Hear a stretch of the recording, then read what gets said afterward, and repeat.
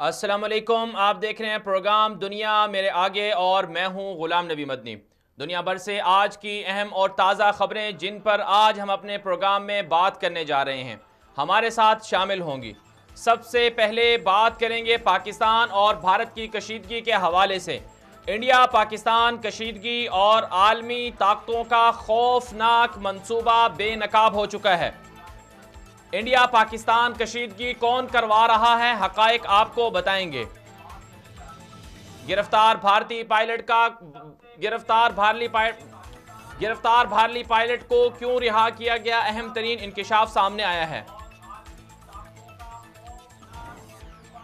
पाकिस्तान और इंडिया में भारतीय पायलट की रिहाई पर मिला जुला रद्द अमल भी सामने आया है। भारतीय जारियत से बाज ना आया और कश्मीरियों पर हंगामे जारी हैं। एलओसी पर भारत की बिला इश्तियाल फायरिंग से कई लोग जख्मी भी हुए हैं और शहीद भी हुए हैं।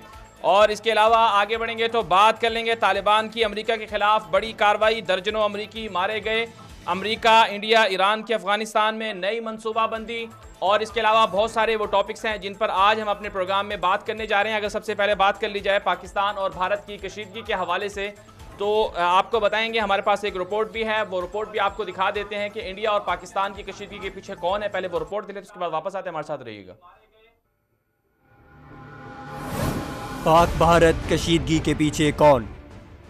भारत समेत इस्तेमारी ताकतों ने आज तक पाकिस्तान की आज़ादी को तस्लीम नहीं किया। यही वजह है कि भारत वक्तन फवक्तन पाकिस्तान पर दहशतगर्दी के इल्ज़ामात लगाकर पाकिस्तान के साथ कशीदगी को हवा देता है। इस कशीदगी की आड़ में भारत पाकिस्तान पर हमले करने, पाकिस्तान को तबाह करने, पाकिस्तान के खिलाफ एटमी हथियारों के इस्तेमाल तक की धमकियाँ देता है। हैरान कुन बात यह है कि भारत की इन बदमाशियों पर आलमी ताकतें हमेशा खामोश रहती हैं। मसला कश्मीर पाकिस्तान और भारत के दरमियान कशीदगी की असल वजह है। अक़वाम मुत्तहिदा ने कश्मीर पर दर्जनों करारदादें पास कर रखी हैं, लेकिन आलमी ताकतों ने इन करारदादों के बावजूद कश्मीर में भारतीय दरअंदाजियां नहीं रुकवाईं। दूसरी जानिब ये भी एक हकीकत है कि पाकिस्तान की तरक्की भारत समेत दीगर आलमी ताकतों को हजम नहीं हो रही। सी पैक और गवादर पोर्ट के बाद पाकिस्तान के खिलाफ साजिशें मजीद तेज हो गई हैं। इन साजिशों का अमली किरदार अगरचे भारत है, लेकिन भारत के कंधे पर बंदूक रख कर चलाने वाले पाकिस्तान के वो नादीदा दुश्मन हैं जो पाकिस्तान के जरिए अपने सियासी मफादात के लिए खेल खेल रहे हैं।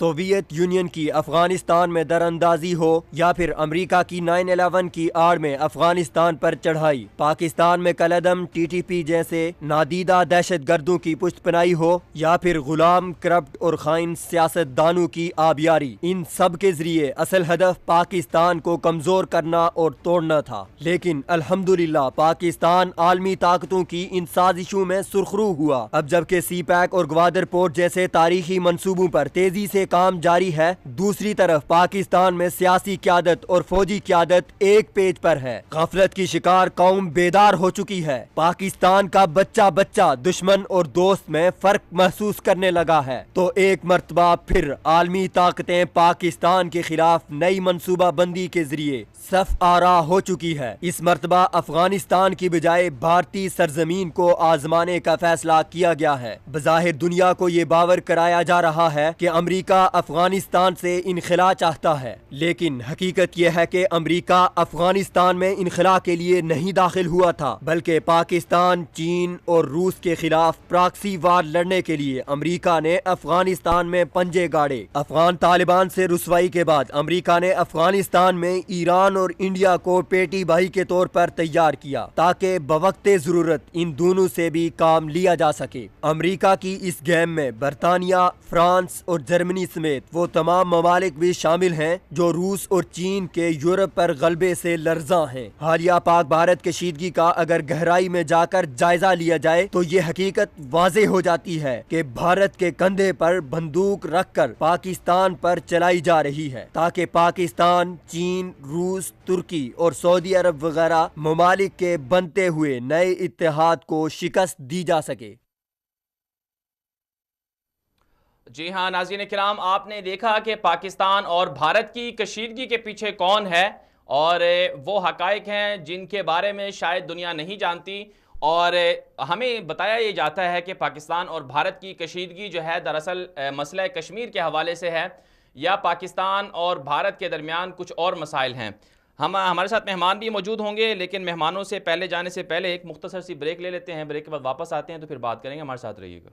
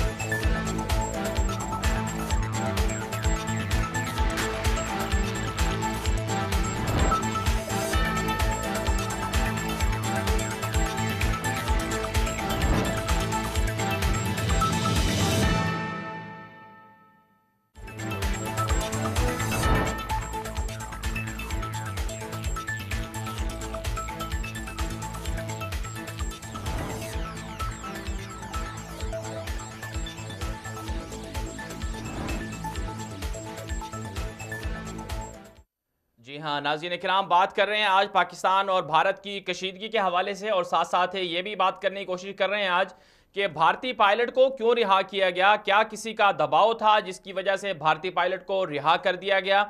और फिर सवाल ये भी है कि पाकिस्तान और भारत के दरमियान जो कशीदगी है, इसके पीछे कौन कौन सी ऐसी ताकतें हैं जो अपने अपने अहदाफ के लिए सरगर्म हैं। मजीद बात कर लेते हैं। पाकिस्तान के नामवर तज़कियाकार जनाब औरिया मकबूल जान साहब लाइन पर मौजूद हैं।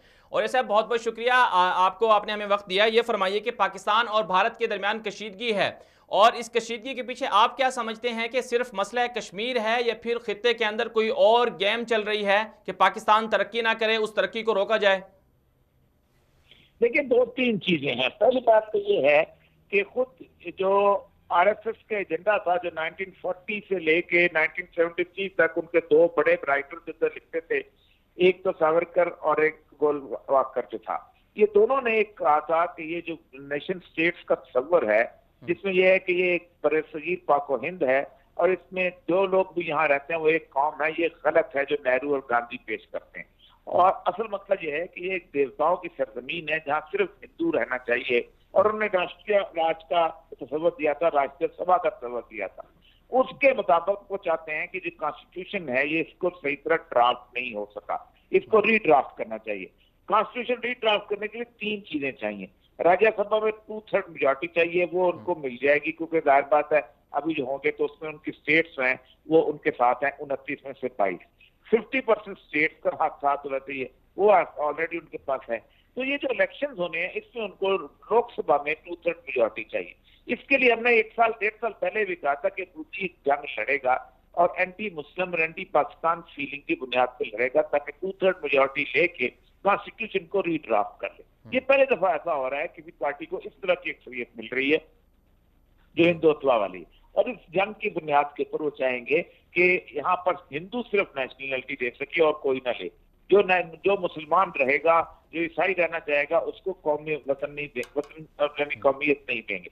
इसका एक तजर्बा उन्होंने रोहिंग्या के साथ करके देखी है। 40-50 लाख लोग हैं, उनकी कोई नेशनलिटी नहीं, दुनिया में कोई मुल्क उनकी नेशनलिटी देने को तैयार नहीं, तो फिर रहे हैं कभी इधर से इधर, इधर से उधर। इसी तरह वो 22 तेईस करोड़ मुसलमानों के साथ भी करना चाहते हैं। उसके लिए उन्होंने जंग को आगाज किया था। एक तो ये है। दूसरी चीज ये है कि ओवरऑल सूरत हाल ये है कि पूरी दुनिया के अंदर जो तब्दीली आ रही है, उसके अंदर ये है कि अगर ये जंग रहती है और खिता बदमन होता है तो CPEC नहीं चल पाता। तो उसके लिए एक थोड़ी बहुत जंग जो है वो जरूरी है और वो चाहते हैं, जिसको भी चाइना भी इन्वॉल्व हो गया तो और मसला होगा। तीसरी जो वजह है वो ये है कि मिडिल ईस्ट की जंग जो है वो पहले यहाँ लड़ी जाएगी, क्योंकि अगर पाकिस्तान का न्यूक्लियर एसेट मौजूद है और पाकिस्तान एक इस्लामी रियासत होने के साथ न्यूक्लियर रियासत भी है, तो कल को जब इजराइल जो है वो हेजेमोनिक सूरत हाल के अंदर अपने उस पुराने उस एजेंडे पे आएगा जो वर्ल्ड स्टेट का एजेंडा है, तो फिर उसके लिए सबसे बड़ा मसला ये होगा कि पाकिस्तान को कैसे टैकल किया जाए। तो उससे पहले वो चाहते हैं कि पाकिस्तान को एक वीक स्टेट के तौर पर बिल्ड कर दिया जाए। इसीलिए ये जंग जो शुरू हुई है, मुझे नहीं लगता कि ये रोकेगी। मुझे अब थोड़ी सी खत्म हो जाएगी, फिर दोबारा रुक जाएगी, शुरू हो जाएगी, ये अब चलती रहेगी। सर इसमें 2-3 और बातें भी हैं। एक बात तो जैसे कि आप भी उस पर बात करते रहते हैं ग़ज़वा हिंद के हवाले से, वो भी साथ एक बात की जाती है कि शायद ये उस तरफ भी एक जाने की वो बात हो। दूसरा सर ये भी कहा जाता है कि जिस तरह से CPEC बढ़ रहा है, खित्ते के अंदर नए ब्लॉक्स बन गए हैं, एक तरफ चीन, रशिया, पाकिस्तान है, दूसरी तरफ अमेरिका है और बाकी लोग हैं, और अमेरिका नहीं चाहता कि किसी तरह से वो अफगानिस्तान से निकल जाए क्योंकि उन्होंने चीन पर भी नज़र रखनी है। फिर ये भी कहा जा रहा है, कुछ लोग ये कहते हैं कि अमेरिका जो है, ये बाकी यूरोपियन ताकतें जो हैं, वो इंडिया के कंधे पर बंदूक रखकर पाकिस्तान को वार करना चाहती हैं, उसके ज़रिए से चीन या रशिया को नीचा दिखाना चाहती हैं। तो इस पर आप क्या कहेंगे? नहीं, इस पर मैं बहुत दफा उस पर गुफ्तगू कर चुका हूँ। पहले बात है कि इंडिया खुद नहीं चाहता है ये बराबर हो, इंडिया की अपनी जो नरेंद्र मोदी पॉलिटिक्स की मजबूरी भी आ गई है और वो बहुत इंपॉर्टेंट, दोनों चीजें मिल गई है ना आपस में। दूसरी बात यह है कि इंडिया के लिए सबसे बड़ा आइडियल मौका ये है कि इस वक्त इंडिया समझता है कि अगर मैंने इस वक्त ना किया तो अफगानिस्तान में जो स्टेबिलिटी आ रही है और पाकिस्तान का जो वेस्टर्न बॉर्डर सेफ हो रहा है, वह तालिबान जो आ रहे हैं, इससे होगा ये कि इंडिया बिल्कुल खत्ते से आउट हो जाएगा और किसी तौर पर भी वो आगे जाके किसी का अपना रोल प्ले नहीं कर सकेगा। लेकिन सबसे बड़ी चीज ये भी है कि इंडियन इकोनॉमी खुद यूरोप के लिए थ्रेट है और वो चाहते हैं कि इंडिया की वॉर में एंटर होगा तो उसकी इकोनॉमी जो है वो डिरेल करेगी, और जिस तरह चाइना और इंडिया की दोनों इकोनॉमीज हैं ये प्रोग्रेस कर सकेगी तो यूरोप और अमेरिका सर्वाइव करेगा। ये एक बुनियादी वजह इसमें ये है। दूसरा मफाद इसराइल का है। आपका इसराइल के कल के परसों के अखबार पढ़े ना, हैरेट्स पढ़े और यरूशलेम पोस्ट पढ़े, वो कहते ये हैं कि ये वॉर जो है ये बहुत ये बुचीज की वॉर यहाँ लड़ी जा रही है और वो कहते हैं कि अगर हमने वॉर पे काबू ना पाया, हमने पाकिस्तान को खत्म ना किया तो पाकिस्तान जो है अगर जरा सा भी उसके हालात बेहतर हुए तो मिडिल ईस्ट में वो ट्रांसपोर्ट करेगा मुजाहिदीन को और वो यहाँ आके लड़ाई लड़ेंगे। तो वो तो इसराइल भी इसके साथ है, इस तरह अमेरिका भी इस सारी सूरत हाल के साथ है और अभी जरा सा हालात थोड़े से रुके हैं, लेकिन रुके भी सुबह से उनकी बॉर्डर पर फायरिंग जारी है और वो इसको कैश आगे भी लेके जाए। जी सर, इसमें जैसे कि आपने कहा कि इसराइल वाले तो चाहते हैं किस तरह पाकिस्तान का खात्मा हो जाए, लेकिन दूसरी तरफ से पाकिस्तान के साबिक जनरल जो थे मुशर्रफ, वो कहते हैं इसराइल को तस्लीम कर लिया जाए। बहुत से अंदर के भी लोग हैं कहते हैं कि इसराइल को तस्लीम कर लेना चाहिए भारत के मुकाबले में। तो क्या यहूद और नसारा मुसलमानों के या पाकिस्तान के दोस्त हो सकते हैं? देखिए, यहूद और नसारा से ज्यादा जो चीज अल्लाह ने जो आयत की है ना, वाली जो आयत है जी, तो वो उसमें अल्लाह कहते हैं कि तुम्हारे साथ जो अशद नाश वाली सबसे ज्यादा तुम्हारे साथ दुश्मन वो होंगे जो यहूदी होंगे और या खुला शिरक करने वाले। तो असल मतलब ये है कि इस वक्त जो गठजोड़ इंडिया और इसराइल का है वो आपका भी नहीं कबूल करेगा उस तौर पर। आप क्या समझते हैं? इसराइल के साथ आप मिल जाएंगे तो इसराइल आपको कबूल है? टर्की के साथ रिलेशनशिप है, क्या कर लिया? कबूल कर लिया उसने? इस अच्छे तल्लुकात थे, बहुत जबरदस्त तल्लुकात थे उसके साथ, क्या कर लिया?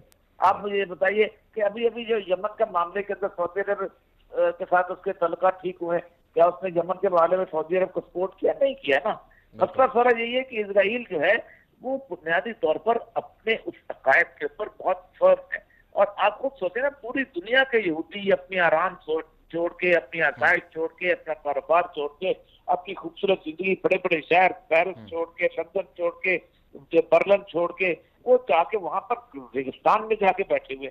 वो किस लिए बैठे हुए हैं? क्या वहां को तरक्की करनी है उन्होंने? क्या वहां को कोई खाद उगती है, कोई जमीन में हल ज्यादा अच्छा चलाया जाता है, या वहां को टेक्नोलॉजी है? वो लड़ने के लिए आए हैं भाई। उन्होंने रियासत बनानी है वहां पर, एक आलमी रियासत, और कहते हैं उनका मसाया वहीं आएगा, वहीं आकर उनको बात करेगा और वहीं उनको आलमी हुकूमत कायम करेगा। उसके लिए उन्होंने लगे हुए हैं। जी, तो सर इसमें आप क्या तजावीज़ हैं, हमें क्या करना चाहिए? देखिए, पहली बात तो ये है कि हमें इस वक्त किसी तौर पर भी एक किस्म की, इनसे कहते हैं, ख्वाहिश नहीं करनी चाहिए कि यमन हो सके। क्योंकि मैं तो समझता हूँ कि रसूलुल्लाह सल्लल्लाहु अलैहि वसल्लम की हदीस जो है उसमें इस वक्त जो है वो आना ही आना है। और अगर आप अपने आप को उन हदीस से अलहदा करके आप सोचेंगे, और आप तो यकीनन आप फॉरेन पॉलिसी भी खराब हो जाएगी। मैं ये समझता हूँ आपको पॉलिसी बनानी चाहिए, एक ऐसा रिलेशनशिप, ऐसी फॉरेन पॉलिसी बनानी चाहिए, ऐसे तल्लुकात इस्तेमाल करने चाहिए कि जो अपना फॉरेन पॉलिसी जो है जो इंडिया सेंटर्ड होनी चाहिए। क्योंकि इंडिया से आपकी लड़ाई होनी ही होनी है, ये बात है। जैसे अरबों को भी एंटी इजराइल पॉलिसी बनाई हुई थी, अब खराब कर रहे हैं और खराब होंगे। जब से अरबों ने इसराइल से तल्लुकात इस्तेमाल किए हैं इंसानों की तरह के ढंग से, कोई उनका मुल्क अमन में नहीं है।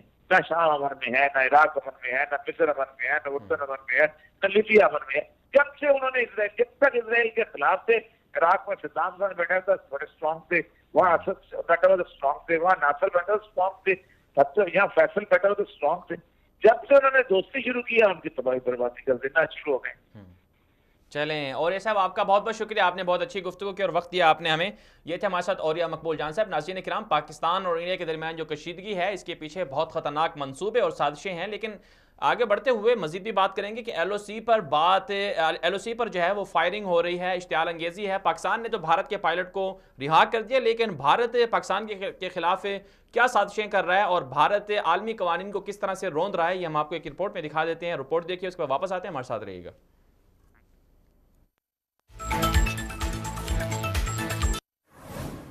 गिरफ्तार भारतीय पायलट की रिहाई और कश्मीर में भारतीय मजालिम। पाकिस्तानी सरहदी हुदूद की खिलाफ वर्जी करने वाले भारतीय पायलट को 2 दिन पाकिस्तान में रखने के बाद रहा कर दिया गया। वज़ीर आज़म इमरान खान ने कौमी असम्बली के मुश्तरिका इजलास से खिताब के दौरान ऐलान किया था कि अमन की खातिर भारतीय पायलट को रहा किया जाएगा। पाकिस्तान के इस खैर सगाली पैगाम का भारतीय मोदी सरकार पर कोई असर हुआ, न ही भारतीय प्रोपेगेंडा।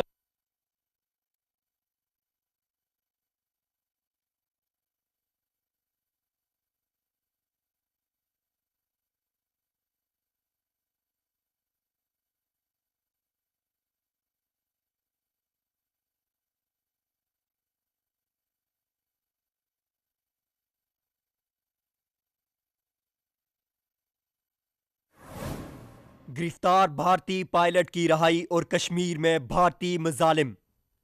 पाकिस्तानी सरहदी हुदूद की खिलाफ वर्जी करने वाले भारतीय पायलट को 2 दिन पाकिस्तान में रखने के बाद रहा कर दिया गया। वज़ीर आज़म इमरान खान ने कौमी असम्बली के मुश्तरिका इजलास से खिताब के दौरान ऐलान किया था कि अमन की खातिर भारतीय पायलट को रहा किया जाएगा। पाकिस्तान के इस खैर सगाली पैगाम का भारतीय मोदी सरकार पर कोई असर हुआ, न ही भारतीय प्रोपेगेंडा करने वाले मीडिया ने अमन के इस पैगाम को आगे बढ़ाने की कोशिश की। भारतीय पायलट की रिहाई के ऐलान के साथ ही भारतीय मीडिया ने पाकिस्तान के खिलाफ जहर उगलना शुरू कर दिया कि पाकिस्तान ने भारत के सामने घुटने टेक दिए हैं और भारतीय दबाव में आकर पायलट को रहा किया गया। भारतीय वजीर आजम नरेंद्र मोदी ने भी भारतीय पायलट की रिहाई को पायलट प्रोजेक्ट का नाम देते हुए कामयाबी का दावा किया। अगरचे भारत के बाज मुनसिफ मिजाज तजियाकारों, सियासतदानों और सहाफियों ने भारतीय पायलट की रिहाई को पाकिस्तान की जीत भी करार दिया। दूसरी जानिब भारतीय पायलट की रिहाई के साथ ही LOC पर गरम चश्मा, तत्ता पानी, जनरोड सेक्टर्स में भारतीय इश्तियाल अंगेजी का आगाज हो गया। आजाद कश्मीर के सरहदी इलाकों में भारतीय इश्तियाल अंगेजी से पाक फौज के 2 नौजवानों समेत कई आम शहरी शहीद हो गए। जानवरों समेत दीगर इमलाक का भी नुकसान हुआ। मकबूजा कश्मीर में भी भारतीय जारहियत से निहत्ते कश्मीरियों को शहीद किया जा रहा है। हुर्रियत रहनुमाओं समेत दर्जनों आम शहरियों को पाबंदे सलासल किया जा रहा है। किस कदर अफसोसनाक बात है कि पाकिस्तान ने गिरफ्तार भारतीय पायलट को रहा किया और भारत ने जेल में कैद पाकिस्तानी शहरी शाकिरुल्लाह को मुर्दा हालत में रहा किया, जिसे शिद्दत पसंद हिंदुओं ने पत्थर मारकर जेल में हलाक कर दिया था। सवाल यह है कि जनेवा कन्वेंशन के तहत भारतीय पायलट अभिनंदन की रहाई के लिए वावेला मचाने वाले भारत को LOC और मकबूजा कश्मीर में इंसानी हुकूक की पामाली पर आलमी कावानीन क्यों याद नहीं आते। सवाल यह भी है कि पाकिस्तान आखिर कब तक भारत को दिए जाने वाले खैर सगाली पैगामात के इवज पाक फौज के जवानों और आम शहरियों की शहादतें बर्दाश्त करता रहेगा। जी हाँ नाज़रीन किराम, आपने देख लिया कि पाकिस्तान तो खैर सगाली के पैगामात के तहत भारतीय जो कैदी थे, पायलट थे, उन्हें रिहा करता है, लेकिन बदले में पाकिस्तान को जो है वो मुर्दा लाशें मिलती हैं। शाकिरुल्लाह नामी पाकिस्तानी कैदी की भारतीय जेल में जिस तरह से वाशियाना तौर पर उन्हें कत्ल किया गया, फिर उनकी मैयत जो है वो पाकिस्तान के हवाले की गई, इंतहाई अफसोसनाक और शर्मनाक अमल है। मजीद बात कर लेते हैं। हमारे साथ इस वक्त लाइन पर मौजूद हैं सीनियर एंकर पर्सन जनाब जमील फारूकी साहब। जमील फारूकी साहब, बहुत बहुत शुक्रिया वक्त दिया आपने हमें। ये फरमाइए कि पाकिस्तान और भारत के दरमियान कशीदगी बदस्तूर कायम है, लेकिन हमारा मीडिया भी कुछ नहीं दिखा रहा। LOC पर लोग मारे जा रहे हैं और फिर दूसरी तरफ से हम देखते हैं कि हम तो खैर सगाली पैगामात के तहत भारतीय कैदी जो पायलट था उसे भी रिहा कर देते हैं, लेकिन बदले में वो हमें शाकिरुल्लाह जो हमारा पाकिस्तानी कैदी था उसकी मैयत देते हैं, और वो भी सुना है कि ट्रक के जरिए से उसकी मैयत भिजवाई गई है। तो ये सारी सूरत हाल क्या है और हम कहाँ जा रहे हैं और हो क्या रहा है? ये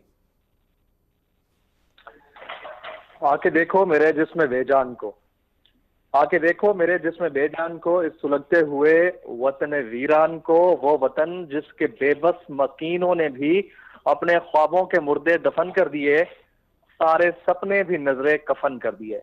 ना कोई आस है ना कोई खेत है, हर तरफ बस सुलगती हुई रेत है। आरजुओं का उजड़ा जहां मिट गया, आतिशे दर्द से आसमां मिट गया, जिसकी तड़पन से थककर मेरे दर्द का दिन निकलता तो है पर उजाला नहीं, गम की कब्रों ने सूरज निकाला नहीं। कोई है जो हकायक से टकराए और वक्त की आग पर रक्स करती हुई गम की पायल को खुशियों की झनकार दे, तन्हा हाथों में ताकत की तलवार दे। तवक्को ये थी कि ये ताकत की तलवार पाकिस्तानी और मकबूजा वादी कश्मीर के कश्मीरियों के हाथ में कोई बड़ा लीडर आकर थमाएगा, उनको इस अजाब से निजात दिलाएगा।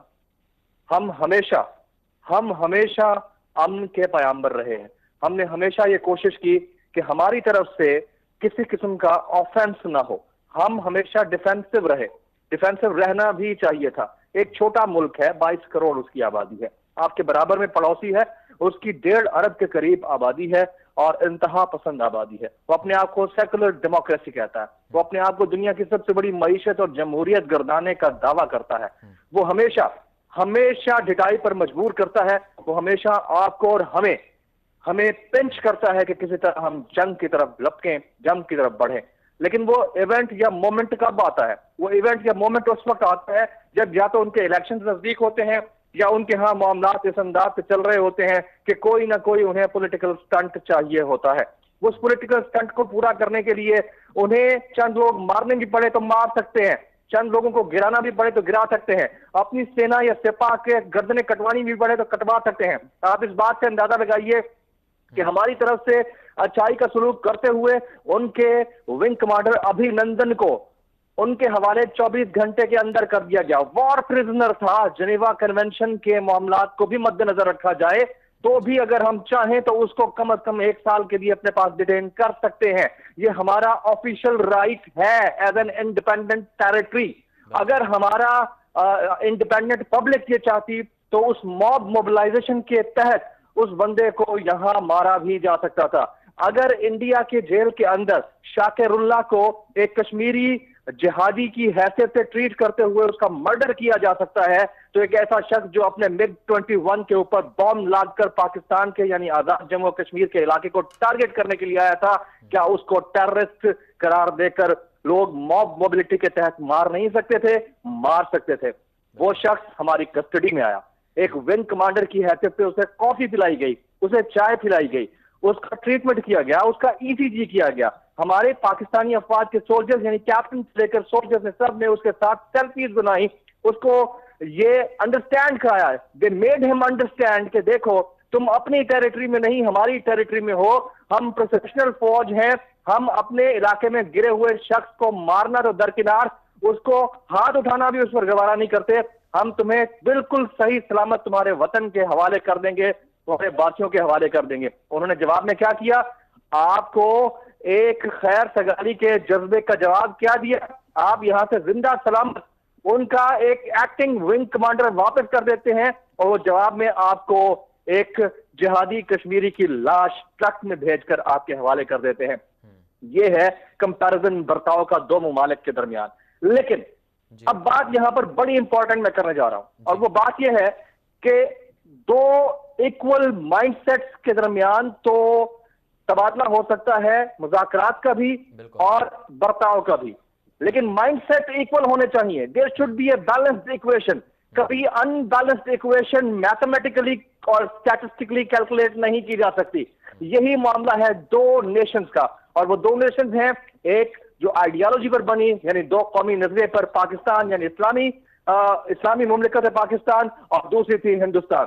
अब हिंदुस्तान कभी भी आपके साथ पॉजिटिव बर्ताव नहीं करता है और दूसरा मुल्क पॉजिटिव बर्ताव करता चला जाता है। तो भाई कब तक आप ये बर्ताव करते चले जाएंगे? कब तक आप उनके सामने लेट कर ये दिखाते रहेंगे नहीं नहीं मैं तो अमन चाह रहा हूं, नहीं नहीं मैं तो अमन चाह रहा हूं? आपकी अपनी भी कोई गैरत और हमीयत होनी चाहिए। इमरान खान साहब को नोबेल प्राइज विन करने का इतना ही शौक है तो पॉलिटिक्स में क्यों थे? और भाई मलाला यूसुफजई जैसी लड़की को अगर नोबेल प्राइज मिल सकता है तो खान साहब को क्रिकेटर होते हुए भी, सोशल कॉज के लिए काम करते हुए भी नोबेल प्राइज मिल सकता था। यार आपको नोबेल प्राइज की पड़ी हुई है। कश्मीर में कल रात क्या होता रहा है आजाद कश्मीर में? अभी तक सिचुएशन टेंस है वहां पर। मीडिया रिपोर्ट इसलिए नहीं कर रहा है बिकॉज आपकी नेशनल सिक्योरिटी पॉलिसी है। नेशनल सिक्योरिटी पॉलिसी को मद्देनजर रखते हुए अगर आप इतना ओपनली बात कर जाते हैं तो सेंटिमेंट बड़ा स्ट्रांग हो सकता है, आपकी पब्लिक बरांगिस्तगी की तरफ जा सकती है, मामलात मजीद सीरियस हो सकते हैं। आपके यहाँ हिंदू कम्युनिटी पाई जाती है, उनके साथ फड्डे हो सकते हैं, मंदिर हैं यहाँ पर लोगों के, लेकिन उसको रोकने के लिए मीडिया को इसलिए इस वजह से रोका गया। आप भी इस चीज की सेंसिटिविटी को जरूर मद्देनजर रखिए कि क्यों मीडिया पर यह चीज नहीं आ रही, लेकिन सिचुएशन बहुत टेंस है। अब हमें देखना यह है कि एक अनबैलेंस्ड इक्वेशन है। उस अनबैलेंस्ड इक्वेशन में आपने लेट कर हमेशा ये दिखाने की कोशिश की कि नहीं मेरा पलड़ा तो भारी है, मेरा पलड़ा भारी है। अरे बाबा हम तो आपके साथ मुज़ाकरात करने के लिए तैयार, आओ ना मुज़ाकरात की टेबल के ऊपर। और भाई मोदी सरकार को आपने 7 फोन दाग दिए एक ही दिन में, इतनी क्या जल्दी थी? इतना फौरी उनके विंग कमांडर को वापस करने की क्या जल्दी थी? आपने इंटरनेशनल स्टंट खेलना था। इंटरनेशनल स्टंट उस कौम को दिखाने जा रहे हैं, वो इंटरनेशनल कम्युनिटी। जब भारत ने आपके मुल्क के अंदर दरअंदाजी की है बालाकोट के अंदर, उस वक्त तो उस इंटरनेशनल कम्युनिटी की तरफ से एक भी मैसेज नहीं आया। जब आपने उनके तैयारे को MiG-21 को दूसरे तैयारे को गिराया तो फौरन रिएक्शन आना शुरू हो गया। यानी आप अंडरस्टैंड तो करें ना कि आप मुल्क किस नौयत का है। हमेशा आपके ऊपर ये जो पुलवामा अटैक था उसके ऊपर, पुलवामा अटैक के ऊपर हमेशा पाकिस्तान को क्रिटिसाइज किया जाता है सारे ममालिक की जान से, सिवाय टर्की और रशिया के। मुझे बता दे कौन से ऐसे ममालिक हैं जिन्होंने आपके साथ सही तरीके से बात की हो या आपके साथ खैर सगाली का तमाम तर रवैया रखा हो। फारूकी साहब बिल्कुल, अभी करना क्या चाहिए? अवाम को क्या करना चाहिए? हुकूमत के बारे में तो कहा जा रहा है कि वो कह रहे हैं हमने अमन के तौर पर छोड़ा, अमन की वजह से छोड़ा, लेकिन भारत बाज नहीं आ रहा। आपने जैसे खुद कहा कि उनका माइंड जो है वो हमारे साथ नहीं मिलता, तो किस तरह से वो हमारे साथ अमन के पैगाम को कबूल कर सकते हैं? अवाम को क्या करना चाहिए? देखिए जी, अवाम को क्या करना चाहिए? अवाम ने मैंडेट दिया, गवर्नमेंट को इलेक्ट किया, अवाम की अपनी एक सेंटिटी है। अवाम चाहे तो they can made the government officials realise कि मामला है क्या, आप इतना बिछ क्यों रहे हैं, आप इतना झुक क्यों रहे हैं? आप झुकें, बिछें, अमन के लिए एक कदम आगे बढ़ें, लेकिन रद्द-ए-अमल भी तो देखें। उनका मीडिया चीखता चिल्लाता रहा कि उनका बंदा उनका हीरो है। उनका मीडिया ये चीखता चिल्लाता रहा कि वो तो ऐसा सैनिक है, ऐसा सिपाही है जिसने पाकिस्तान को नाको चने चबा दिए। उनका मीडिया आपके F-16 नस्वार की बनी हुई एक पर्ची को सामने दिखा दिखाकर ये कहता रहा कि हमने तो आपके F-16 गिरा दिया। उनका मीडिया बार बार वहां पर अभिनंदन के फुटेजेस रिलीज कर करके दिखाता रहा कि ये तो हमारा हीरो है और हमारी कौम का देशभक्त है और पता नहीं क्या क्या है। यार वो उसको आपने हीरो बना दिया, यानी उसके पकड़ने की जो खबर थी वो दब गई और उसके रिलीज करने की खबर जो थी वो पूरी दुनिया में फैल गई। आपने पूरी दुनिया को इंटरनेशनली तो ये दिखा दिया कि जी आप अमन पसंद मुल्क हैं, उसका आपको फायदा क्या हुआ है? पिछले 24 घंटे से जिस वक्त से आपने बंदा रिलीज किया है आपके आजाद कश्मीर के केल सेक्टर पर और कैरन के इर्द गिर्द मुसलसल गोलाबारी हो रही है, मुसलसल। मैं इधर फिगर काउंट नहीं करना चाहता, मैं इधर फिगर आपको नोटिफाई नहीं कराना चाहता कितने लोग वहां शहीद हुए हैं, ये बताना नहीं चाहता मैं। उसकी वजह यह है कि अगर सेंटिमेंट तो है ना यार, इसको हम कैसे रिजॉल्व कर सकते हैं? अब इसका आसान तरीन तरीका यह है कि आपकी गवर्नमेंट को अपने इस गूज खेत से बाहर निकल आकर ये देखना चाहिए कि भाई आपके बंदे मर रहे हैं, ठीक है, आप पॉजिटिवली सोचें इन चीजों को, आप थोड़ा अपनी गैरत और हमीयत का भी मुजाहरा करें, जरूर अमन के लिए फोरफ्रंट पे आए। लड़ाई अच्छी चीज नहीं है, जंगों से कोई कौमें नहीं बनती होती, कौमियतें तबाह हुआ करती हैं जंगों से, लेकिन वन साइडेड लव हमेशा नुकसानदेह होता है। Don't be A one sided lover भाई, आप वन साइडेड ये लव लेटर लिखना बंद करें। जी फारूकी साहब, लव लेटर लिख लिया आपने। बिल्कुल, चलें ये तो हो गया। फारूकी साहब, जिस तरह के अभिनंदन को तो पाकिस्तान ने छोड़ दिया, लेकिन वो बात ये होगी कि आसमान से गिरा खजूर में अटका। सुना है कि भारत के अंदर भी उसके साथ बहुत भयानक सलूक किया जा रहा है। तो भयानक सलूक तो होना था, वो भाई उसने कौन सी परफॉर्मेंस की है यहाँ पे? उनका मीडिया तो उसे हीरो बना रहा था, लेकिन ऑफिशियली अगर देखा जाए एक ऐसा पायलट जिसका तैयारा क्रैश हुआ हो, मार गिराया गया हो, एक ऐसा पायलट जो दूसरे मुल्क की टेरिटरी में गया हो और दूसरे मुल्क की टेरिटरी में उसने सरेंडर कर दिया हो, हाथ खड़े कर दिए हो, ठीक है, दूसरे मुल्क की फौज की तारीफें करता रहा हो, दूसरे मुल्क की फौज उसे वापस अपने मुल्क में वापस भेज रही है, तो वो उस मुल्क की तारीफ कर रहा है जिस मुल्क की टेरिटरी में आकर वो गिरा है, तो उनके लिए तो वो हीरो नहीं रहा ना। और फिर डर एक और चीज का भी है, कहीं इसकी बॉडी में कोई चिप ना लगा दी गई हो, कहीं ये आप ISI का जासूस बनकर ना आया हो, कहीं ये दुश्मन मुल्क की जो एजेंसीज हैं उसको हमारी कोई इंफॉर्मेशन ना प्रोवाइड करता हो। ये तमाम डर और खौफ है। वो हिंदू बनिया जो हमारे कबूतर को ISI का एजेंट तस्लीम करते हुए उसको गिरफ्तार कर सकता है, तो आप सोचते हैं कि वो अभिनंदन क्या चीज है उनके सामने? भाई बंदा तो उनका है, लेकिन गिरा तो आपके मुल्क में है ना। ये सारी चीजें हैं जिसकी वजह से उसकी जो एक इंपॉर्टेंस थी उसको मीडिया में तो हीरो बनाकर पेश किया गया, लेकिन आपको पता है जब वो BSF के हवाले किया गया तो सलूट नहीं किया गया। बिल्कुल, मैं देख रहा था लाइव वो मनाजिर, उसको रिसीव किया गया, उसको हैंड शेक किया है, उसको सलूट नहीं किया गया। जब उसको लेकर गए हैं तो अब आपको पता है उसके साथ क्या होने वाला है? He will be court martial होगा। उनकी जो कमांड थी वहां की एयरफोर्स की, उसके जो इंचार्ज थे उसको सैक किया गया, उसकी जगह एक नए बंदे को रखा गया है। तो ये आप विंग कमांडर साहब के बारे में तो आप ये बात सोचें कि उसको कोई मिलिट्री या सिविल अवार्ड मिलने जा रहा है वहां का। जाहिर है कि भारत ने मीडिया के ऊपर तो उसको हीरो बना दिया, लेकिन actually he is a war prisoner, उसकी जान बख्शी हुई है। इसी तरह से अगर यहाँ से कुलभूषण जाधव जाता है तो उसको आप क्या समझेंगे? पकड़ा गया है। इनको ये ट्रेनिंग होती है कि अगर आप पकड़े जाने के खतरे में हो तो अपने आप को गोली मार दे जी, ये तो टेररिज्म होता है। ये तो बुज़दिलाना एक्ट है ना कि उसे आपको अपने आप में हवाले कर दिया, तो ठीक हो रहा है उसके साथ जो हो रहा है, बिल्कुल ठीक हो रहा है। चलें फारूकी साहब, बहुत बहुत शुक्रिया वक्त दिया आपने हमें। ये थे हमारे साथ जमील फारूकी साहब।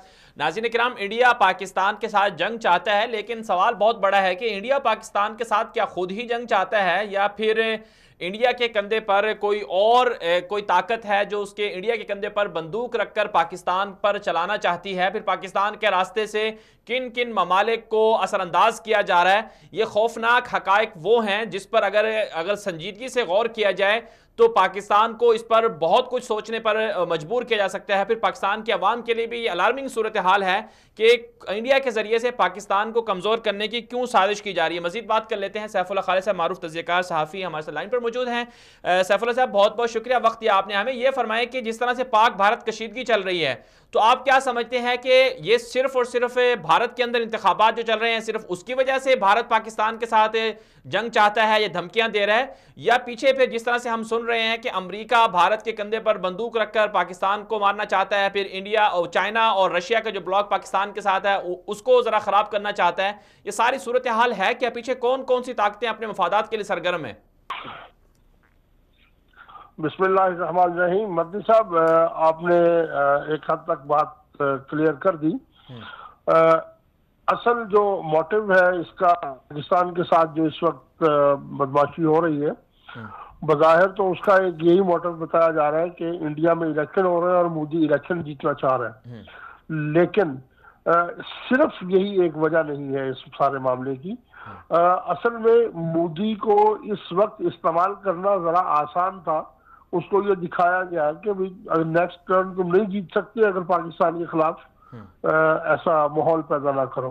लेकिन इसके जो मकासद है वो क्लियरली अगर हम देखें तो बात आपकी दुरुस्त है कि एक तो अफगानिस्तान में जो तालिबान के साथ होने वाले मुज़ाकरात है वो है, बल्कि अगर कहा जाए कि सबसे बड़ा मोटिव वही है, क्योंकि ट्रंप जो है वो इस वक्त जंग से निकलना चाह रहा है, अफगानिस्तान से भागना चाह रहा है और उसी के उस इनिशिएटिव पर मुज़ाकरात हो रहे हैं। लेकिन वहाँ की जो इस्टेब्लिशमेंट है, जो वहाँ का पेंटागन है या CIA है, वो लोग चूंकि ये शिकस्त अफगानिस्तान की उन्हीं के खाते में आएगी और बाद में उन्हें भुगतना पड़ेगी इसकी जिल्लत, तो वो नहीं चाहते कि अफगानिस्तान का मामला उनके हाथ से निकले और ट्रंप यहाँ से निकल जाए। तो वो पाकिस्तान के खिलाफ स्टेटमेंट्स भी देते रहते हैं और इस वक्त CIA और पेंटागन का नया नया माशका है इंडिया के साथ, लिहाजा इंडिया को यूज करना उनके लिए ज्यादा आसान है। और उनकी ये, और फिर इसपे पाकिस्तान भी एक कह चुका है कि उनको जस्टिस दे चुका है, ओपनली तो नहीं कहा गया शायद, कि अगर वो जानते भी हैं अमरीकी कि अगर पाकिस्तान और इंडिया में जंग होती है तो मुज़ाकरात तो क्या खत्म हो जाएंगे। अच्छा, तीसरा जो इसका प्लेयर है वो है अशरफ गनी, क्योंकि अगर तालिबान और अमेरिका के मुज़ाकरात कामयाब होते हैं और अमेरिकी निकल जाते हैं तो अशरफ गनी के पल्ले क्या रहेगा? कुछ भी नहीं। इंडिया का भी इंटरेस्ट खत्म हो जाएगा अफगानिस्तान में, अशरफ गनी भी नहीं रहेगा। लिहाजा इस वक्त एक ट्राइका है जिसमें एक अशरफ गनी है, दूसरा मोदी है और तीसरा अमेरिकन इस्टेब्लिशमेंट है। ये तीनों मिलके इस खित्ते में उनके पास वाहिद एक अपॉर्चुनिटी है कि यहाँ जंग भड़का दी जाए ताकि उनके मफादात पूरे हो सके। तो एक तो ये मकसद है उन लोगों का।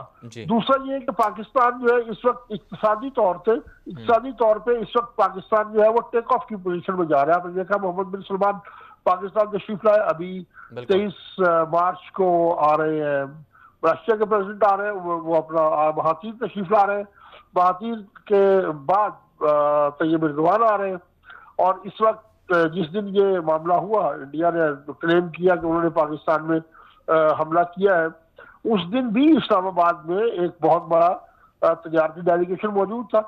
अब ये एक आगे बढ़ने का, जैसे जैसे CPEC मैच्योर होता जा रहा है उसी तरह से पाकिस्तान के जो मफादात है या इक्तिसादियात है वो मजबूती की तरफ जा रही है। तो इस मौके पे अगर पाकिस्तान को वो जंग में उलझा के और इन सारे मामलात को तबाह करने में कामयाब हो जाए तो पाकिस्तान जाहिर है आगे नहीं बढ़ सकेगा। और अगर पाकिस्तान को ये टाइम स्पैन मिल जाता है थोड़ा सा और पाकिस्तान अपनी इक्तिसादियात को मजबूत बुनियादों पर खड़ा कर लेता है तो ये उन लोगों के मफाद में नहीं है, तो वो जंग के जरिए ही रोका जा सकता है। तो ये 3-4 चीजें हैं जिस वजह से। और फिर सबसे बड़ी वजह ये कि अगर पाकिस्तान CPEC बन जाता है, पाकिस्तान, चाइना, रूस और सऊदी अरब ये एक ब्लॉक की सूरत में सामने आ जाते हैं तो यहाँ से अमेरिका का असर रसूख खत्म हो जाएगा। और अमेरिका का असर रसूख खत्म होने का मतलब ये है कि इस डूबते हुए जहाज में जो बंदर चढ़ा हुआ है इंडिया की सूरत में वो भी डूब जाएगा। तो ये सारे मकासद हैं। सैफुल्लाह साहब, इसमें सैफुल्लाह साहब एक और बात भी कही जाती है कि अमेरिका जो अफगानिस्तान में आया था वो निकलने के लिए तो नहीं आया था, जाहिर सी बात है, बड़े बड़े एयरबेस उन्होंने बनाए और फिर अमेरिका का आने का मकसद ये था कि वो रशिया और चाइना पर नजर रख सके। अब जबकि CPEC बन रहा है तो फिर कैसे हो सकता है कि अमेरिका एक खाली मैदान छोड़ के चला जाए, फिर वहां से वो नजर कैसे रखेगा रशिया पर और पाकिस्तान पर? तो इसमें फिर एक और बात ये भी सामने आती है कि शायद जिस तरह से ईरान को इराक में कब्जा करवा दिया गया इराक पर, इसी तरह से इंडिया और ईरान को मिलकर अमेरिका ने अफगानिस्तान में बहुत ज्यादा मौका दिया कि वो अपना रसूख बढ़ाए। तो ये भी तो हो सकता है कि ये तीनों जो है, जिस तरह से इंडिया, ईरान और अमेरिका, ये तीनों अफगानिस्तान में भी चाहते हों कि यहां पर रहें और साथ में पाकिस्तान पर भी नजर रखें। देखिए, बात ये है कि अमेरिकी अगर उस वक्त जब आए थे यहाँ पे, अगर उनका मकसद सिर्फ वो होता जो उन्होंने बयान किया था तो पाकिस्तान उस वक्त भी उन्हें मशवरा दे रहा था 17 साल पहले भी कि बातचीत कर ले। तालिबान तो उस वक्त भी बातचीत के लिए तैयार थे, तालिबान उस वक्त भी हल पेश कर रहे थे मसले का। बात आपकी दुरुस्त है, अमेरिका का आने का यहाँ मकसद कब्जा था। और कब्जा क्यों था? सिर्फ चाइना और रशिया पे नजर रखना मकसद नहीं था, सेंट्रल एशिया के रिसोर्सेज पे कब्जा करना था। और आप एक बात देखें कि अफगानिस्तान के अंदर बाज ऐसे मादनी ज़खायर हैं जो दुनिया में सबसे बड़े हैं। बिल्कुल।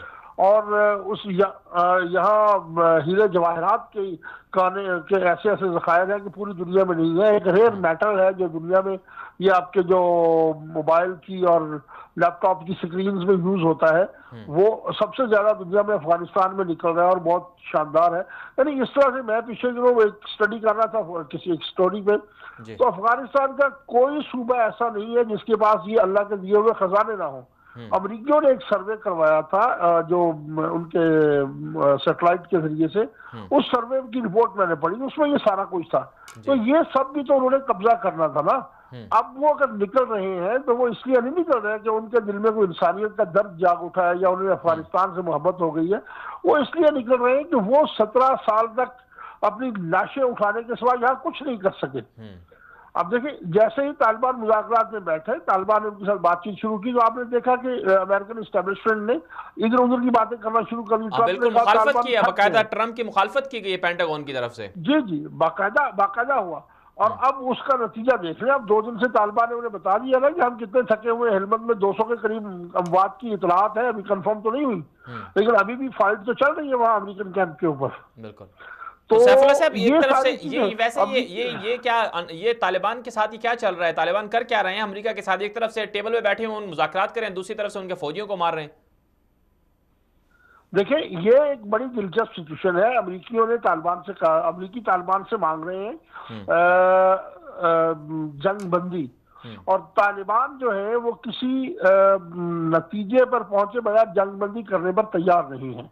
अमेरिकियों का जो मकसद हमें नजर आ रहा है, हम अफगानिस्तान की सरजमीन को और अमेरिकियों को हम पिछले 20 अमेरिका के यहाँ आने से भी पहले से वॉच कर रहे हैं। तो अमेरिकी ये चाहते हैं कि तालिबान के साथ सीज फायर करने के बाद, जाहिर है जब वो उसमें नहीं होंगे, लड़ाई में नहीं होंगे, उनके साथ राब्ता करना, उनके अंदर घुसना आसान होगा। 17 साल तक जो अमेरिका नहीं कर सका। दूसरा ये कि ये जो वक्त है ये प्रोपेगेंडा वार का है। अब जब एक मरतबा से सीज फायर हो जाएगा तो फिर प्रोपेगेंडा करना आसान होगा कि तालिबान ने थक के हमारे साथ ये किया वो किया। और दूसरा, सीज फायर का टाइम बड़ा लंबा मांग रहे हैं। वो कहेंगे 5 साल के लिए सीज फायर करो, 5 साल बाद हम जाएंगे। बिल्कुल। अब तालिबान इस बात को मानने के लिए तैयार नहीं है। और जो हमारी इतलात है वो ये है कि अमेरिकी ये सारा कुछ जो कर रहे हैं वो अप्रैल से बचने के लिए कर रहे हैं। आपको पता होगा कि तालिबान की नहीं बल्कि अफगानिस्तान के तमाम ग्रुप्स की ये रवायत है कि वो सर्दियां आते ही लड़ाई छोड़ देते हैं और अप्रैल के बाद फिर उनका जंग का सीजन शुरू होता है, जिसे जो कहते हैं स्प्रिंग अटैक्स भी कहते हैं तालिबान के तरफ से। तो आप देख लें कि ये अभी तो जंग का सीजन शुरू नहीं हुआ और तालिबान ने उनको धोना शुरू कर दिया। चलें सूरत हाल, यानी कि सैफुल्लाह साहब, सूरत हाल बहुत कशीदा है और इसमें ये समझ रहे हैं कि तालिबान अपना पूरा का पूरा हिसाब बराबर कर रहे हैं उनके साथ। चलें, आपका सैफुल्लाह साहब बहुत बहुत शुक्रिया, आपने वक्त दिया हमें। ये थे हमारे साथ सीनियर तज़कियाकार जनाब सैफुल्लाह खालिद साहब। बहुत अच्छी एक जो देखने में आ रही है कि गेम एक अजीब तरीके से चल रही है। एक तरफ से पाकिस्तान का सी पैक चल रहा है, चाइना पाकिस्तान के साथ खड़ा हुआ है, रशिया कहता है कि मुझे भी सी पैक में शामिल कर लिया जाए। और फिर दूसरी तरफ से हम देखते हैं कि इंडिया, ईरान और अमेरिका जो है वो अफगानिस्तान के अंदर मिलकर जंग लड़ रहे हैं। अमेरिका एक तरफ से बात तो कर रहा है कि वो मुज़ाकरात करे, तालिबान उनको मौका दे दें, वो वहाँ से निकल जाए, लेकिन दूसरी तरफ से तालिबान जो है वो अमेरिका के फौजियों पर हमले भी कर रहे हैं। कल से ये देखने में आ रहा है कि जो अफगानिस्तान है वहाँ के सूबा हेलमंद के अंदर जो है अमेरिकी एयरबेस के ऊपर जो है तालिबान के हमले जारी हैं और सैकड़ों की तादाद में कहा जा रहा है कि अमवात हो गई हैं, जिसमें अफगान फोर्सेस भी शामिल हैं और साथ साथ अमेरिकी फौजी भी उस एयरबेस के अंदर जो थे वो मारे गए हैं। और कहा जा रहा है कि वो अफगानिस्तान के अंदर दूसरा बड़ा जो है वो एयरबेस है अमेरिका का। तो एक तरफ से तालिबान अमेरिका को मार रहे हैं, दूसरी तरफ से उनसे मुज़ाकरात कर रहे हैं। कहीं ऐसा तो नहीं है कि तालिबान भी ये समझते हैं कि अमेरिका जो है वो हमसे एक गेम कर रहा है, अमेरिका हमें धोखा दे रहा है कि तालिबान को मुज़ाकरात के नाम पर बेवकूफ़ बनाया जाए या फिर वहाँ पर उनको ऐसी शराइत पर तालिबान को मजबूर कर लिया जाए जिनसे अमेरिका का अफगानिस्तान में रहने का जो मंसूबा है वो पाया तकमील तक पहुँचता हो। और नाज़रीन इकराम, दिलचस्प बात यह है कि अमेरिका का अफगानिस्तान से निकलना अमेरिका के लिए तारीख की सबसे बदतरीन शिकस्त होगी। तो अमेरिका नहीं चाहता कि अफगानिस्तान से निकले और फिर साथ साथ जो है बहुत सारे वो ऐसे हकाइक भी हैं जिनकी वजह से अमेरिका को अफगानिस्तान में जिल्लत आमेज शिकस्त भी दी जा रही है। मजीद भी बात करेंगे, मजीद भी आपको हकाइक बताएंगे, लेकिन एक ब्रेक ले लेते हैं, वापस आते हैं, हमारे साथ रहिएगा।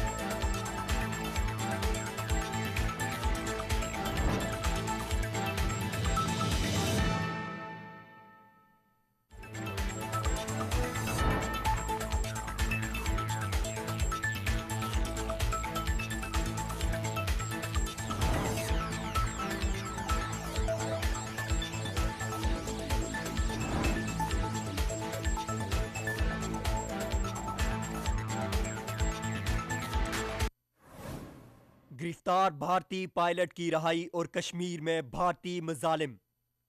पाकिस्तानी सरहदी हुदूद की खिलाफ वर्जी करने वाले भारतीय पायलट को 2 दिन पाकिस्तान में रखने के बाद रहा कर दिया गया। वज़ीर आज़म इमरान खान ने कौमी असम्बली के मुश्तरिका इजलास से खिताब के दौरान ऐलान किया था कि अमन की खातिर भारतीय पायलट को रहा किया जाएगा। पाकिस्तान के इस खैर सगाली पैगाम का भारतीय मोदी सरकार पर कोई असर हुआ, न ही भारतीय प्रोपेगेंडा करने वाले मीडिया ने अमन के इस पैगाम को आगे बढ़ाने की कोशिश की। भारतीय पायलट की रिहाई के ऐलान के साथ ही भारतीय मीडिया ने पाकिस्तान के खिलाफ जहर उगलना शुरू कर दिया कि पाकिस्तान ने भारत के सामने घुटने टेक दिए हैं और भारतीय दबाव में आकर पायलट को रहा किया गया। भारतीय वज़ीर आज़म नरेंद्र मोदी ने भी भारतीय पायलट की रिहाई को पायलट प्रोजेक्ट का नाम देते हुए कामयाबी का दावा किया। अगरचे भारत के बाज़ मुनसिफ मिजाज तजियाकारों, सियासतदानों और सहाफियों ने भारतीय पायलट की रिहाई को पाकिस्तान की जीत भी करार दिया। दूसरी जानिब भारतीय पायलट की रिहाई के साथ ही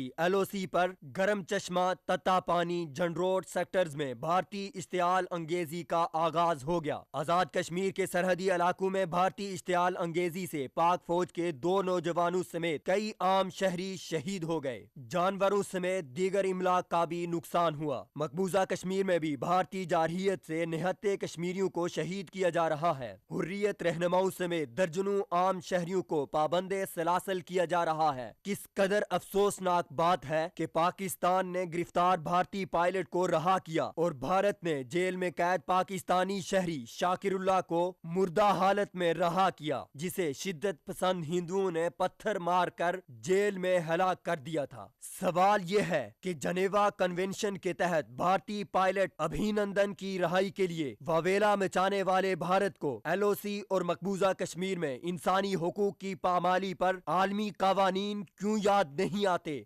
सवाल यह भी है कि पाकिस्तान आखिर कब तक भारत को दिए जाने वाले खैर सगाली पैगामात के इवज पाक फौज के जवानों और आम शहरियों की शहादतें बर्दाश्त करता रहेगा।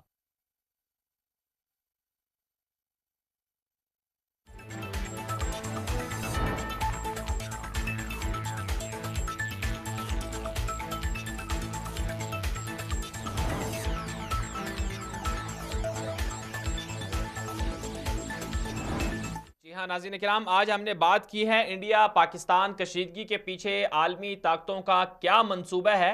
और ये टॉपिक जो है बहुत तवील है कि इंडिया पाकिस्तान के साथ जंग क्यों चाहता है, फिर पाकिस्तान और इंडिया को इस तरह से क्यों तकसीम किया गया कि दोनों ममालिक जो हैं वो आपस में मुस्तकिल तौर पर लड़ते रहें और कभी भी इनके दरमियान अमन व अमान कायम ना हो। पाकिस्तान की तकसीम के वक्त बरतानिया का और दीगर इस्तेमारी ताकतों का क्या प्लान था, क्या मंसूबा था, उनके जहन में क्या बात थी और वो पाकिस्तान के मुस्तकबिल को किस तरह से देखते थे, ये वो हकायक हैं। और इसके साथ साथ जो अभी हम देख रहे हैं कि पाकिस्तान और इंडिया के दरमियान कशीदगी है और भारत पाकिस्तान को धमकियां दे रहा है कि वो पाकिस्तान के ऊपर एटम बम फेंक देगा और फिर पाकिस्तान भी कह रहा है कि हम बदले में हमारे पास भी न्यूक्लियर पावर है, हम भी न्यूक्लियर पावर हैं, हम भी आप पर हमला कर सकते हैं।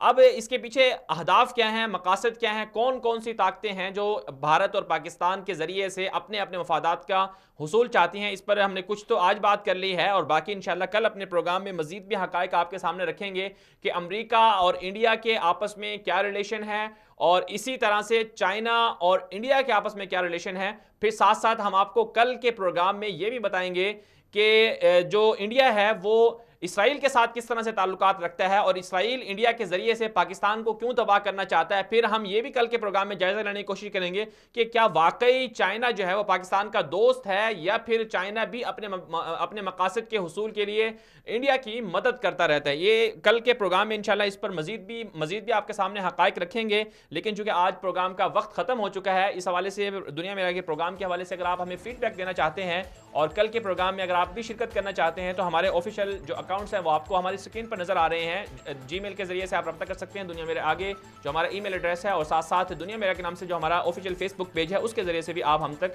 रब्ता कर सकते हैं। आज के लिए इतना ही, इजाजत दीजिए, अल्लाह हाफिज़।